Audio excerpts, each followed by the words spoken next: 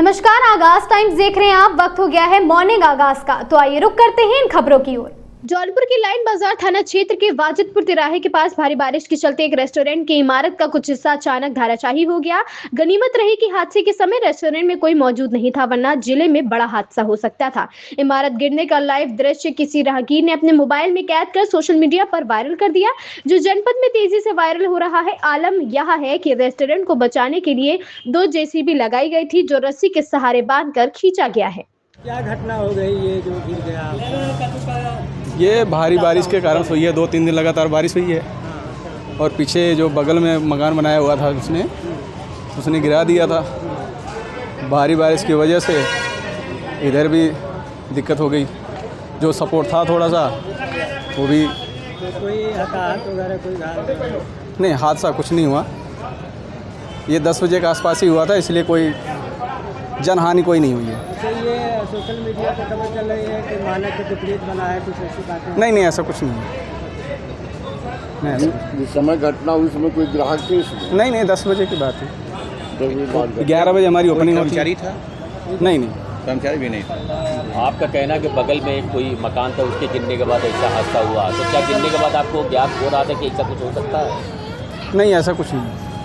महोबा में रक्षाबंधन जैसे पवित्र पर्व पर खुशियों की जगह मातम छा गया। जब राखी बंधवाने आया युवक सड़क हादसे में हमेशा के लिए बिछड़ गया। महोबा जिले के पनवाड़ी थाना क्षेत्र के झांसी मिर्जापुर हाईवे पर रविवार को तेज रफ्तार कार और बाइक की आमने सामने टक्कर हो गई। इस भीषण सड़क हादसे में 18 वर्षीय आशीष यादव की मौके पर ही दर्दनाक मौत हो गई, जबकि दोनों वाहनों के परखच्चे उड़ गए। आशीष महोबकंठ थाना क्षेत्र के लोहार गाँव निवासी वासुदेव का बड़ा बेटा था। घटना हुई आपकी? वो राखी बांध के यहाँ से जा रहा था तो 4 व्हीलर वाले ने मार दी। क्या नाम था? आशीष। पिताजी का? वास्तु। आपका नाम क्या है? किनीता। आपका कौन है? वो मेरी बहन का लड़का है ना, उसकी मौत हुई। कहाँ से कहाँ जा रही थी आप लोगों? वो कॉल आई थी हमारे यहाँ पे मोहल्ले में कि आशीष का एक्सीडेंट हो गया। कहाँ से कहाँ जा रहा था? यहीं से। कहाँ जा रहा था भैया? वो अपने घर जा रहा था लोहर गाँव। लौट के? हाँ। क्या लोग थे? अकेला था साथ हाँ, में? अकेली था। एक्सीडेंट है तो मारा गाड़ी वाली ने नाती को। क्या नाम था नाती का? नाती का आशीष लोहर गाँव को। पिताजी को? पिताजी को बात दियो। कितनी उम्र हुई लड़का की? 18 साल का। कहाँ से कहाँ जा रहे थे? घर जा रहे थे। राखी बांध के घर जा रहा था। पहाड़ी पर स्थित नीम के पेड़ पर रस्सी के फंदे से लटकता मिला शव। पेड़ से लटकता शव देख चरवाहे ने गांव में दी सूचना। मौत की खबर से घटनास्थल पर उमड़ी लोगों की भारी भीड़। शव देखते ही परिजनों में मचा कोहराम। सूचना पर घटनास्थल पर पहुंची पुलिस शव को कब्जे में लेकर पोस्टमार्टम के लिए भेज चुकी है। फॉरेंसिक टीम पहुंचकर घटनास्थल से साक्ष्य जुटाने में जुटी दिखी। तुम्हारा मनोज। ये जो अभी फांसी लगाए हैं, ये क्या है तुम्हारे पिताजी तो कैसे जानकारी हुई तू कि उतना ऊपर वो फांसी लगाए हैं? चरवाहा बताए थे। कब बताएं चरवा? 2 बजे में क्या बोले हैं कि जो है एक मेरा फांसी लगा लिया है। अच्छा, तो वहाँ जाकर मौके पर देखे तो हमारे पापा थे। क्या कोई बात था कि ऐसे ही फांसी लगा दी है? क्या कोई दिक्कत? बात कोई था नहीं था। क्या नाम है बेटा आपका? ये जो फांसी लगाए हैं क्या लगते हैं आपके? क्या दिक्कत परेशानी इनको थी? दिमाग करेक्ट हो गया। अच्छा, दिमाग का संतुलन सही नहीं था। क्या बजे निकले थे घर से? 5-6 बजे। क्या काम करते थे ये? 11 में चला। ये घटना की सूचना आप लोग को कब हुई थी? 12 बजे। 12-1 बजे। कई भाई बहन हो आप लोग? 4 भाई 2 भाई।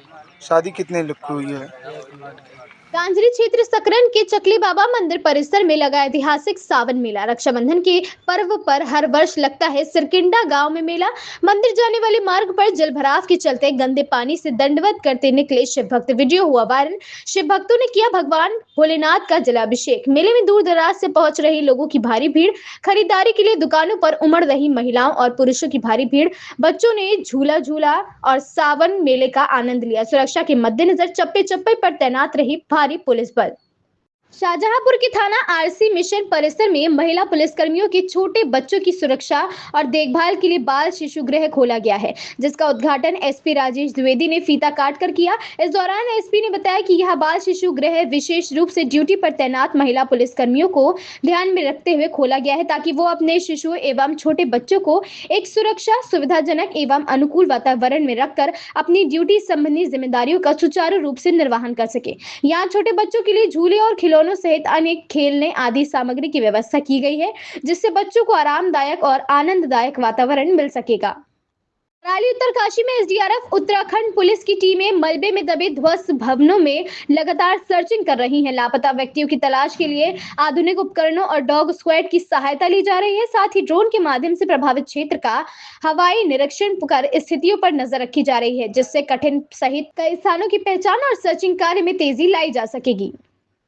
डॉक्टर नरेंद्र सिंह, वरिष्ठ मौसम वैज्ञानिक, एरीज नैनीताल। साल 2018 में हमने देश के 10 से 12 बड़े ग्लेशियरों का अध्ययन किया, जिससे यह चौंकाने वाला सच सामने आया कि पिछले 5 से 60 सालों में इन ग्लेशियरों का आकार बहुत तेजी से घटा है। हर साल 18 से 18.5 मीटर तक पीछे खिसक रहे हैं। ग्लोबल वार्मिंग की इसका मुख्य कारण माना जा रहा है इंसान द्वारा छोड़ी गई कार्बन डाइऑक्साइड और मीथेन गैसें इस स्थिति के लिए जिम्मेदार है।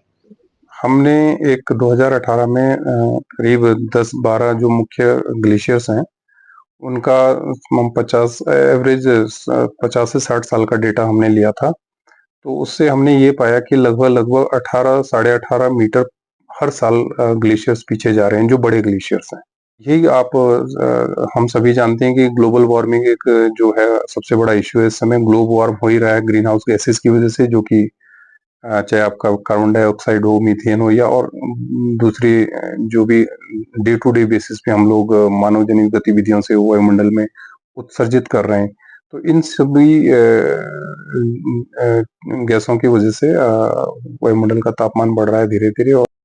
गौलापार में 11 वर्षीय मासूम अमित की हत्या का सनसनीखेज मामला सामने आया है। पुलिस ने इस हत्याकांड का खुलासा करते हुए आरोपी निखिल जोशी को गिरफ्तार कर लिया है। एसएसपी नैनीताल प्रहलाद मीणा ने बताया कि 4 अगस्त को लापता हुए बच्चे का शव अगले दिन आरोपी के घर के पास खेत में दबा मिला था। पुलिस की जांच में सामने आया कि आरोपी निखिल ने तंत्र मंत्र के लिए बच्चे का अपहरण किया था, लेकिन बच्चे के विरोध करने पर उसकी निर्मम हत्या कर दी गई। आरोपी पुलिस को गुमराह करने की कोशिश कर रहा था, जिसके चलते पुलिस ने मनोचिकित्सक की मदद से पूछताछ की। आखिरकार आरोपी ने अपना गुनाह कबूल कर लिया। तो अपने स्निफर डॉग के माध्यम से जो मिसिंग बच्चा था उसकी बॉडी मिलती है, जो हमारा संदिग्ध है उससे घर के पीछे की तरफ, और जब देखा गया तो बॉडी में सिर और एक हाथ नहीं था।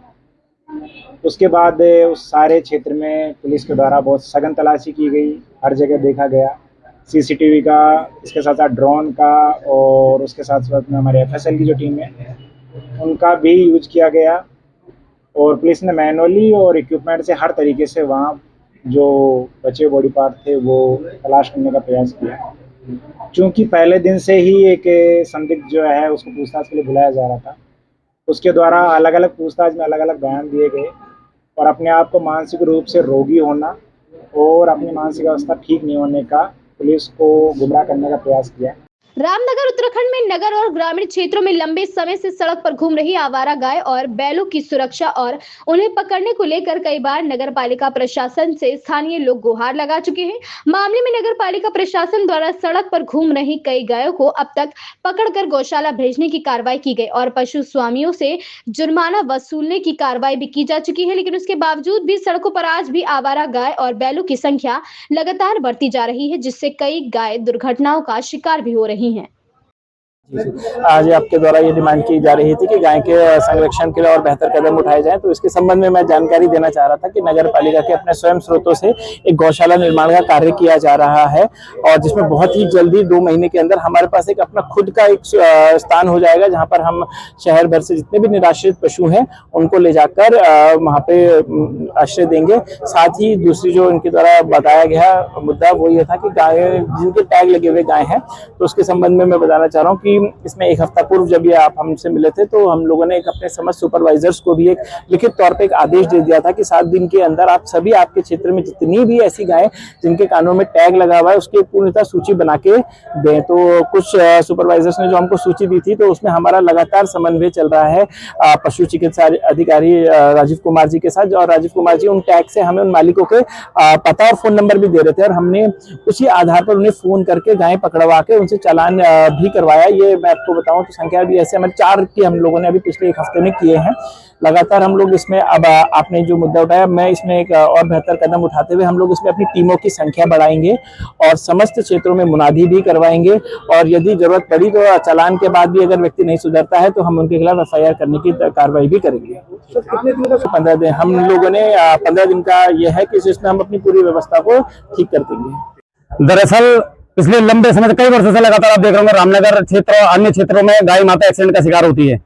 वर्तमान में भी अपना दावता के पास में गाय चोटिल हुई, उसका भी उपचार करा, उसको भी भूमि स्थान देने का काम किया, लेकिन बीते 10 दिन पूर्व में नगर पालिका में एक हमने विरोध प्रदर्शन दर्ज कराया, गाय को ले जाकर नगर पालिका में बांधा। हमने विरोध दर्ज कराया कि करके भाई आप यहाँ से रामनगर क्षेत्र में जितनी भी गाय हैं इनकी व्यवस्था बनाइए, लेकिन नगर पालिका के कान के लिए जू तक नहीं रहेंगी। इन्होंने 10 दिन के भीतर 7 गाय मात्र पकड़ी, बाकी गायें ऐसी रामनगर क्षेत्र में घूम रही है। एक बीती रात्रि में अपना चिल्के के पास में एक गाय माता एक्सीडेंट का शिकार हुई, जिसकी मृत्यु हो गई, और ब्रिजेश हॉस्पिटल के पास में निरंतर गायें एक्सीडेंट का शिकार होती हैं और रात्रि में भी एक्सीडेंट का शिकार हुई। ऐसे बेजुबान जानवर, ऐसे बेजुबान गौ माता निरंतर एक्सीडेंट का शिकार हो रही है और इसके लिए बोलने वाला कोई नहीं है। आज पीड़ा हुई गाय माता की पीड़ा को देख करके इसलिए विरोध दर्ज कराने के लिए पानी की टंकी पे चढ़े और इसका निस्तारण जल्द से जल्द होना चाहिए, अन्यथा करनी सेना उग्र आंदोलन करने के लिए बाध्य हो। पीलीभीत के आसाम चौराहे पर स्थित बदनाम लस्सी से भारतीय किसान यूनियन टिकैत के जिला उपाध्यक्ष दशरथ सिंह द्वारा मिठाई ली गई। बताया जा रहा है कि मिठाई के डिब्बे में कीड़े निकलने के बाद किसान यूनियन टिकैत के द्वारा बदनाम लस्सी के बाहर प्रदर्शन किया गया। किसान यूनियन टिकैत का आरोप है कि मिठाई में कीड़े मिलने के बाद कोई भी अनहोनी हो सकती थी। सूचना मिलने के बाद थाना सुनघड़ी पुलिस मौके पर पहुंची है और फिलहाल पुलिस ने किसानों को समझाया। इसके बाद फूड सेफ्टी विभाग मिठाई का सैंपल ले रही है। मैं आज यहाँ पर आया, मेरे जिला उपाध्यक्ष दशरथ सिंह, उन्होंने मिठाई ली, सील पैक मिठाई, उसके बावजूद भी उसमें कीड़ा, ठीक है, वो आया सावधानी से, कई भाई साहब देख लो कुछ चीज़, उसके बावजूद भी कह रहे हैं तानाशाही में कि वो हो गया, कीड़ा निकल गया उसमें। सील पैक में कीड़ा, 600 रुपये किलो की मिठाई, 2000 रुपये किलो की मिठाई, 1500 रुपये किलो की मिठाई, 35 रुपये का ब्रेड, 15 रुपये का समोसा, 15 रुपये की चाय, यही है उसमें हीरा है, काजू बादाम है, पनीर है, क्या है जो इतना महंगा दे रहे हैं? कुछ लगा है?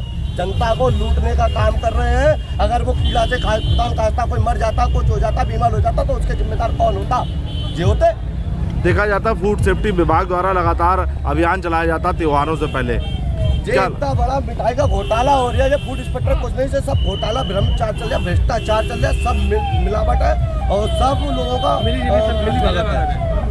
क्या चाहते हैं, क्या मांगे हैं? हम इनके ऊपर कार्रवाई चाहते हैं। कानपुर देहात में डिलीवरी के दौरान शिशु की हुई मौत, मोबाइल की रोशनी में महिला की कराई डिलीवरी, परिजन लगा रहे लापरवाही के गंभीर आरोप, जिम्मेदारों की लापरवाही पर परिजनों ने अस्पताल में काटा हंगामा। मामले को बढ़ता देख अस्पताल की तरफ से पुलिस को दी सूचना। प्रसूता की भी हालत चिंताजनक, रसूलाबाद CHC का है पूरा मामला। स्वास्थ्य केंद्र रसूलाबाद, मेरी बेटी थी जिसकी डिलीवरी होनी थी। मैंने 108 को फ़ोन लगाया तो 108 व्यस्त बताती रही, 3 बार लगाया, तीनों बार व्यस्त। तब हम टिर्री लेके आए जिसमें हमारी बिटिया बड़ी और उसकी माँ और पिताजी साथ में आए। तो यहाँ जिस समय डिलीवरी की गई तो उसमें मोबाइलों द्वारा की गई, लाइट चली गई और ना कोई बेड ना कोई स्ट्रेचर, नीचे फर्श पर डिलीवरी की गई और लापरवाही के साथ की गई। कानपुर देहात में घर के बाहर खड़े दंपतियों को गांव के दबंगों ने की उनके साथ मारपीट। मामूली कहासुनी के बाद दबंगों ने गाली गलौज करते हुए दंपति पर बोला जानलेवा हमला। धारदार हथियार के हमले से एक का फटा सर। घटना को अंजाम देकर दबंग मौके से हुए फरार। लिखित शिकायती प्रार्थना पत्र देने पहुंचे थाने में दंपतियों को पुलिस ने करवाई मेडिकल उपचार। पड़ताल करेंगे, अगर कोई सबूत मिलता है तो कार्रवाई आगे होगी। आपके यहाँ कोई दरोगा जी गए थे? नहीं, कोई नहीं, पुलिस वाले गए थे। क्या नाम था उन पुलिस वालों? नाम को तो नहीं मालूम है, नंबर है उनका हमारे पास। अच्छा अच्छा। और क्योंकि अंधेरा था तो नंबर प्लेट भी नहीं देख पाई। तो क्या कहना चाहेंगे पुलिस पे कि क्या आप कह रही हैं? और उन्होंने हमसे कल बोला था कि आप लोग अपने पहले पापा को सही कराइए, फिर कल सुबह थाने आना। किसने बोला था? 100 नंबर वाले, 112 नंबर वालों ने, जिनसे हमारी कल बात हुई थी, जो हमारे गांव में आए थे। तो और अभी उनसे मेरी बात हुई तो वो तो यहाँ पर नहीं है, लेकिन उन्होंने ये कहा है कि आपकी कार्रवाई होगी। लेकिन जब यहाँ पर हम लोगों ने अपना FIR दिया तो उन्होंने सांप लेने से मना कर दिया। किसने मना कर दिया? मॉर्निंग आगाज के लिए आज की इन तमाम खबरों में बस इतना ही। ऐसी खबरों से लगातार जुड़े रहने के लिए देखते रहें आगाज टाइम्स।